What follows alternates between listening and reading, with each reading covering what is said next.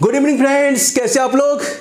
कई बार आपने देखा होगा जब हम प्रथम बार किसी संस्था में ऑब्जर्वर बन के जाते हैं अथवा अपनी ही संस्था में हम CS अथवा ACS बनते हैं, तो प्रथम बार तो हमारी समझ में ये नहीं आता यार कौन कौन से डॉक्यूमेंट्स इंपॉर्टेंट है, कौन से डॉक्यूमेंट्स हमें तैयार करने हैं, और जब हम कॉपी सीलिंग पैकिंग करनी है तो हमको क्या सावधानी रखनी है, और सीलिंग पैकिंग के बाद कॉपी सील पैक यानी कि सील हुआ पैकेज जब कलेक्शन सेंटर जाना है तो उनके साथ कौन कौन से डॉक्यूमेंट्स इंपॉर्टेंट होते हैं। तो आज हम इन्हीं सब पर ब्रीफ में चर्चा करेंगे और निश्चित रूप से सभी के लिए उपयोगी होगा। चलिए देखते हैं। देखिए, वैसे तो प्रत्येक बार बोर्ड से अर्थात सचिव महोदय प्रारंभिक शिक्षा परिषद के अनुसार कुछ गाइडलाइंस आती हैं और प्रपत्र भी आते हैं। तो देखते हैं। देखिए, जो इम्पोर्टेंट प्रपत्र है, पहले तो देखिए सब प्रथम ये देखिए परिनिरीक्षकों द्वारा कक्ष में की जाने वाली घोषणा, यह प्रपत्र होता है। तो यह इम्पोर्टेंट होता है क्योंकि जो इन्विजिलेटर होते हैं उनको अनाउंसमेंट करना होता है क्लास में जाके, ठीक है। तो ये सब दिया हुआ है, तो इसमें बताने की जरूरत नहीं है। प्रपत्र में बाकायदा सब कुछ लिखा हुआ है। जब हम प्रिंट आउट निकालेंगे तो बाकायदा इसमें लिखा हुआ है कि परीक्षार्थी उनके प्रवेश पत्र एवं उत्तर पुस्तिका के मुख्य पृष्ठ पर छपे हुए समस्त निर्देशों को ध्यान से पढ़ेंगे, तदनुसार कार्य करेंगे, ठीक है।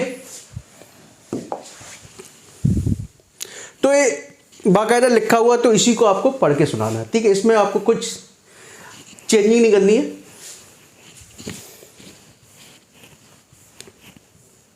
दूसरा देखिए,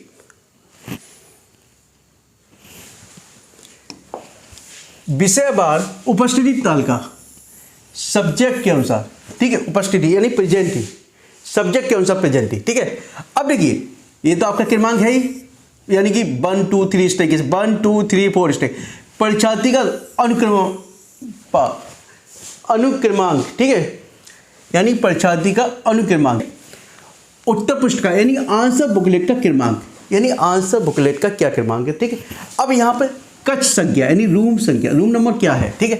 परीक्षार्थी की हस्ताक्षर, साइन ऑफ द कैंडिडेट, ठीक है। और यहाँ कक्ष निरीक्षक के हस्ताक्षर यानी कि सिग्नेचर ऑफ द इन्विजिलेटर, ठीक है। तो ये तो एक प्रपत्र हो गया जिसमें आपकी सब्जेक्ट के अनुसार ही प्रेजेंसी होगी, यानी कि जिस सब्जेक्ट का है पेपर उसी के अनुसार आपको प्रेजेंसी रखनी होगी, ठीक है। अटेंडेंस यानी कि, ठीक है, उपस्थिति, ठीक है। सब्जेक्ट क्या पढ़, यानी कि एक साथ यदि माना एक ही क्लास में मैथमेटिक्स के स्टूडेंट है और फिजिक्स के स्टूडेंट है तो फिजिक्स की अटेंडेंस अलग होगी और मैथमेटिक्स की अटेंडेंस अलग होगी, ठीक है, याद रखिए।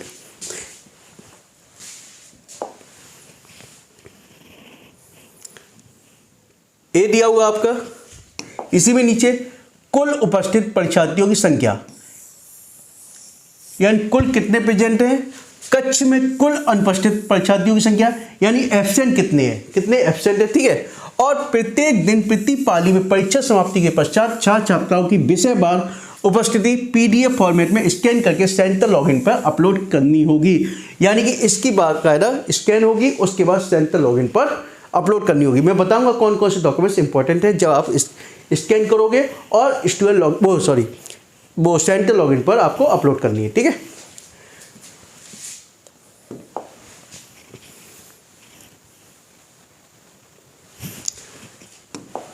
कक्ष में अनुपस्थित तालिका, अनुपस्थिति यानी कि एब्सेंटी ऑफ द स्टूडेंट, यानी एब्सेंटी बहुत इंपॉर्टेंट है, यानी कि कौन कौन से स्टूडेंट एब्सेंट है, ठीक है। क्रमांक वही 1 2 3 इस तरीके से। ब्रांच का नाम, किस ब्रांच से है, क्वेश्चन पेपर नंबर, प्रश्न पत्र संख्या, अनुपस्थित परीक्षार्थी का अनुक्रमांक यानी रोल नंबर लिखना है, याद रखिए। रोल नंबर इंपॉर्टेंट होता है, रोल नंबर याद रखिए। और नेम ऑफ द कैंडिडेट, ठीक है, यानी बहुत इंपॉर्टेंट है दोनों ही चीजें, यानी एब्सेंटी और प्रेजेंसी, ठीक है।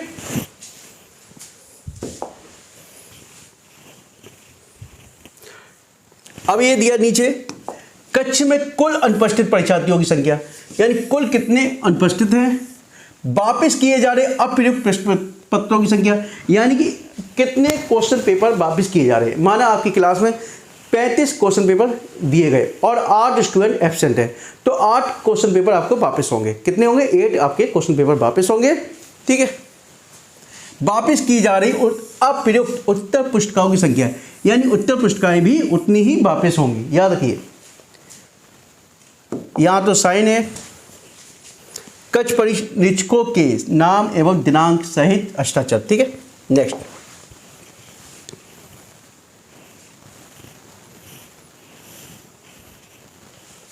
ये है कच्छ छोड़ने का विवरण, यानी स्टूडेंट कभी टॉयलेट जाता है या पानी पीने के लिए जाता है, तो देखिए उसका नाम, कच्छ छोड़ने का समय, यानी किस समय हुआ, जा रहा, माना 11 बजे जा रहा है। ठीक है, माना 11 बजे हुआ गया। ठीक है, 11 A पर गया। कच्छ में वापस आने का समय, माना 11:10 पे वापस आ गया। ठीक है, कारण ड्रिंकिंग या वॉशरूम, कुछ भी हो सकता है। साथ जाने वाले इन्विजिलेटर, यानी साथ में उसके कौन गया था। ठीक है, उसके हस्ताक्षर या कोई टिप्पणी है इसके बाद तो आप लिखना चाहते हो। ठीक है, लिख सकते हैं।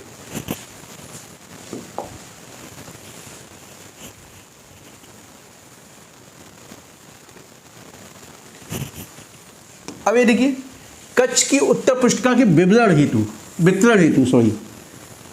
हेतु सूची, यानी डिस्ट्रीब्यूशन के लिए। ठीक है, परीक्षार्थी का अनुक्रमांक, कौन कौन सा अनुक्रमांक है उसका क्रम से, परीक्षार्थी का नाम, प्रश्न पत्र संख्या, उत्तर पुस्तिका का क्रमांक और परीक्षार्थी के हस्ताक्षर। ठीक है, हस्ताक्षर। ठीक है, तो जो हमने देखा, जो प्रेजेंसी थी यानी कि जो अटेंडेंस शीट थी, उसमें भी यही फॉर्मेट थे, सब कुछ था यही। ठीक है, लेकिन इसमें क्या है, स्टूडेंट का नाम और जोड़ दिया। क्या जोड़ दिया? स्टूडेंट का नाम। तो कच्छ की उत्तर पुस्तिका का वितरण हेतु सूची, यानी उत्तर पुस्तिका की वितरण के लिए आपको उस पर भी लिखा था बाकायदा, आंसर बुकलेट क्रमांक उस पर भी था और इस पर भी, लेकिन दोनों में अंतर क्या है, यह स्टूडेंट का नाम है। ठीक है, नेक्स्ट, वही कच्छ में कुल वितरित उत्तर पुस्तिकाओं की संख्या, कच्छ परिनिरीक्षकों के नाम सहित हस्ताक्षर। अब देखिए, समस्त केंद्र अधीक्षकों को निर्देशित किया जाता है कि प्रत्येक दिन प्रतिपाली, यानी प्रतिपाली प्रत्येक की समाप्ति के पश्चात छात्र छात्राओं की विषयवार, यानी सब्जेक्ट वाइज उपस्थिति, प्रेजेंसी, डेट वाइज, डेट के according, shift wise, branches, question paper wise, संलग्न प्रारूप के अनुसार PDF फॉर्मेट में स्कैन करके सेंटर लॉगिन पर अपलोड करनी होगी। याद रखिए, यानी कि जो उपस्थिति है सब्जेक्ट के वाइज, ठीक है, date wise, shift wise, branch wise, संलग्न प्रारूप के अनुसार PDF फॉर्मेट में स्कैन करके सेंटर लॉगिन पर अपलोड करनी होगी। याद रखिए, एवं अनुपस्थित छात्र छात्राओं की फीडिंग किया जाना है, यानी प्रेजेंसी तो आपको अपलोड करनी है और जो एब्सेंट है उसको क्या करना, फीडिंग किया जाना है। छात्र कंट्रोल रूम में भी उपलब्ध कराने की कष्ट करें। ठीक है, तो फीडिंग किया जाना, साथ ही अनुपस्थित छात्र छात्राओं की संख्या कंट्रोल रूम में भी उपलब्ध कराने के कष्ट करें। ठीक है, तो यानी कि बाकायदा डेली की डेली इंफॉर्मेशन जानी होती है आपको, कितने number of the student absent है और कितने प्रेजेंट है। ठीक है, ID पासवर्ड आपको मिलता है। ठीक है, अब देखिए, जो समस्या आती है कि आपने ये फॉर्मेलिटीज कर ली, उसके बाद जब सीलिंग पैक करते हैं, ठीक है, तो दिक्कत आती है कि कौन कौन से पेपर इंपॉर्टेंट होते हैं। तो पहले हम उसी को देखते हैं कौन कौन से पेपर इंपॉर्टेंट होते हैं। ठीक है, जब हम सीलिंग करते हैं तो सबसे इंपॉर्टेंट जो पेपर होते हैं वो होते हैं डॉकेट, इसको बोलते हैं डॉकेट बोलते हैं। देखिए, ये जो डॉकेट होगा, अभी बता रहा हूँ, विषम सेमेस्टर परीक्षा दिसंबर 2024, ये लिखा होगा ऊपर बाकायदा, विषम सेमेस्टर परीक्षा दिसंबर 2024। ठीक है, इसको डॉकेट बोलते हैं। और डॉकेट जो तैयार होता है ब्रांच वाइज, यानी प्रत्येक ब्रांच का अलग, याद रखिए, ब्रांच वाइज, सब्जेक्ट वाइज, और प्रत्येक ब्रांच में सब्जेक्ट वाइज। ठीक है, याद रखिए, यदि बैक पेपर है तो back paper wise, back paper का अलग रहेगा। लेटर एंट्री है तो लेटर एंट्री का अलग, और मेन आपके रेगुलर है तो मेन। ठीक है, इसके इसके अनुसार यानी कि अलग अलग होगा, प्रत्येक सब्जेक्ट का अलग होगा, ब्रांच का अलग होगा। यदि माना मैकेनिकल में 2 सब्जेक्ट है तो दोनों सब्जेक्ट के अलग अलग होगा, याद रखिए। और लेटर एंट्री का अलग होगा, बैक पेपर का अलग होगा, याद रखिए। अब जैसे फिक्सियस कोड यानी प्रत्येक परीक्षा केंद्र का एक फिक्सियस कोड होता है, याद रखिए। फिक्सियस कोड आप कैसे पहचानोगे, ये देखिए,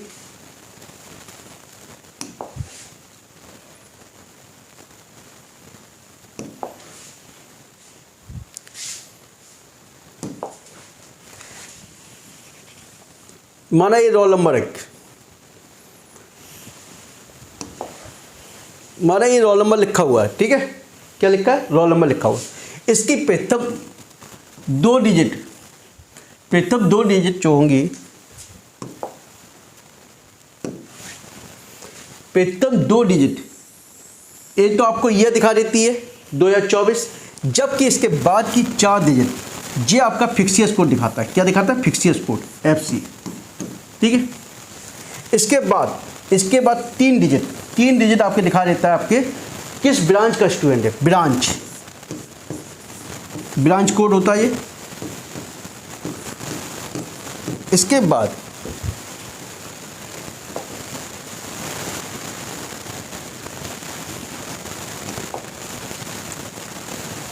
ये आपका फर्स्ट ईयर है कि सेकंड ईयर है, उसके बाद ब्रांच कोड के बाद लास्ट इसके बाद वाला डिजिट फर्स्ट ईयर है कि सेकंड ईयर, ये दिखा देगा।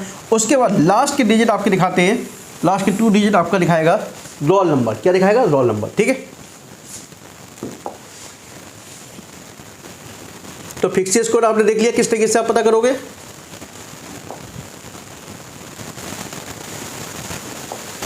अब देखिए,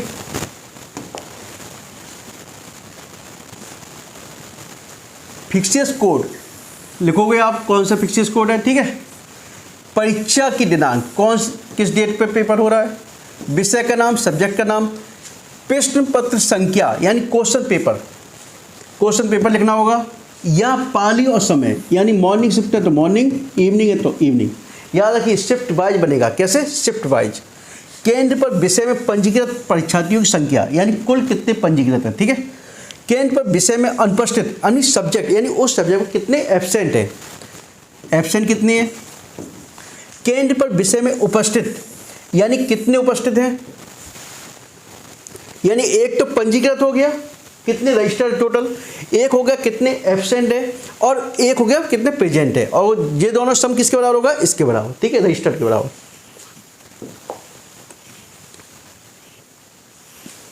और जितने प्रेजेंट होंगे वही आपका प्रयुक्त बंडल में उत्तर पुस्तिकाओं की संख्या, यानी A कॉपी कितनी है, B कॉपी अपने यहाँ होती नहीं है, ड्राइंग शीट की बात है तो ड्राइंग शीट कितनी है, ठीक है। अब इसके नीचे अनुपस्थित परीक्षार्थियों का विवरण, यानी कि कौन कौन से एब्सेंट स्टूडेंट है। तो ये देखिए रोल नंबर, अनुक्रमांक है, रोल नंबर और परीक्षार्थियों का नाम सभी क्रम से आ जाएगा। और इसके बाद लास्ट में आपके यहाँ आपके ACS के साइन और यहाँ केंद्र अधीक्षक के हस्ताक्षर, याद रखिए, या CS के साइन और यहाँ तैयार करता यानी ACS के साइन, ठीक है, याद रखिए। इसके बाद आता है विवरणी।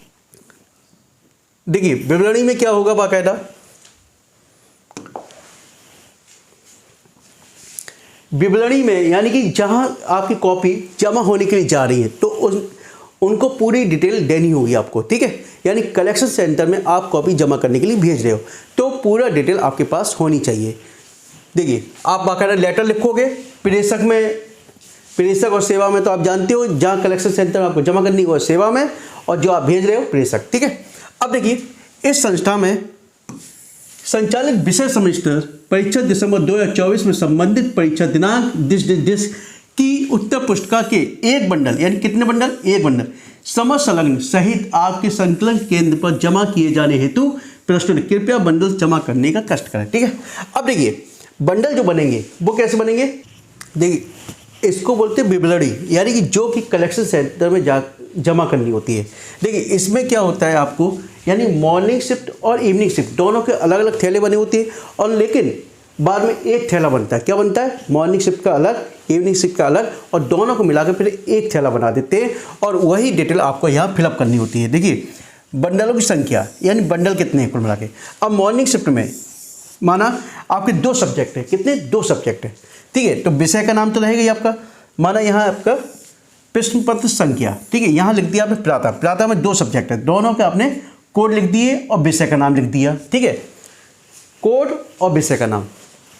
तो उत्तर पुस्तिका की संख्या, अब देखिए यहाँ उत्तर पुस्तिका की संख्या आ गई, ठीक है, इसकी यहाँ आ गई। इसी प्रकार से आपने मॉर्निंग हो गया। अब देखिए इसी प्रकार से इवनिंग का, साय, साय का कितना है? साय का लिख देंगे आप, माना साय के भी 2 सब्जेक्ट है आपके, ठीक है। और यहाँ भी आपकी कितनी बुकलेट है, ठीक है। और यहाँ बंडल की संख्या क्या, माना इसका भी एक बंडल है और इसका भी एक बंडल है, ठीक है। इस तरीके से आप यहाँ पर फिर नीचे अपने साइन कर देंगे, ठीक है। जो CS महोदय होंगे वो यहाँ पर साइन करेंगे अपने, याद रखिए, ठीक है। तो इसके अतिरिक्त देखते हैं आपको सीलिंग पे, सीलिंग कैसे, वो सीलिंग पैक कैसे करना है ना। सीलिंग करते वक्त क्या आपको सावधानी रखनी, सभी उत्तर पुस्तिकाओं की packing semester wise, question paper wise की जाएगी, यानी सेमेस्टर वाइज और क्वेश्चन पेपर वाइज। कैसे? मेन चीज है क्वेश्चन पेपर वाइज, ये रखिए क्वेश्चन पेपर वाइज की जाएगी, ठीक है। एक प्रश्न पत्र विषय के पैकेट में दूसरे प्रश्न पत्र की उत्तर पुस्तिका नहीं रखी जाएगी। जैसा मैंने बता दिया आपका, लेटर एंट्री की अलग, बैक पेपर की अलग, रेगुलर की अलग, और वो भी सब्जेक्ट के अकॉर्डिंग। पता चला कि आप एक ही में इलेक्ट्रिकल की और एक ही में मैकेनिकल की, ऐसी नहीं करनी है, यानी सब्जेक्ट वाइज। इलेक्ट्रिकल है तो इलेक्ट्रिकल, मैकेनिकल है तो मैकेनिकल, ठीक है, सब्जेक्ट के अकॉर्डिंग।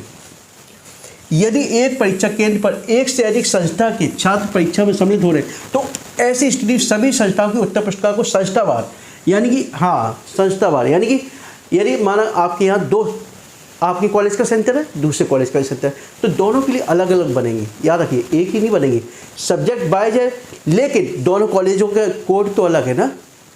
तो आपको यानी कि माना आपके यहाँ दूसरा कॉलेज है तो, और सब्जेक्ट दोनों के एक ही है, लेकिन तब भी उनकी अलग अलग कॉपी बनेंगी। यानी आपकी कॉपी, आपके स्टूडेंट की, आपके यहाँ के स्टूडेंट है उनकी कॉपियाँ अलग, और दूसरे कॉलेज के स्टूडेंट है उनकी कॉपी अलग, ठीक है। दोनों के अलग अलग पैकेट बनेंगे, याद रखिए। और ठीक है, इसी प्रकार से जो लास्ट वाला मैंने बताया था आपको, जो विवरणी बताई थी, उसमें भी क्या होगा, हर आपके कॉलेज की अलग बनेगी और दूसरे कॉलेज की विवरणी अलग बनेगी, याद रखिए।